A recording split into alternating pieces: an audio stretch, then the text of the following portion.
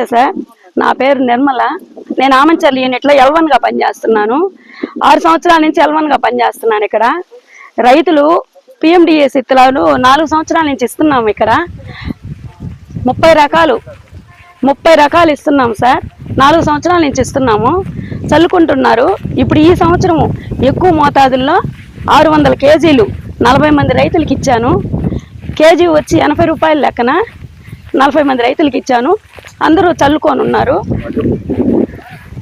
ఈ చల్లిన 30 రకాల్లో మొక్కజొన్న, అలసంద, కంది, ఆముదము, తెల్ల గోంగూర, పెసల, జనుము, ఎర్ర గోంగూర, జొన్న, సజ్జ, ఇలాగ అనేక రకాలు 30 రకాలు బాగా వచ్చున్నాయి.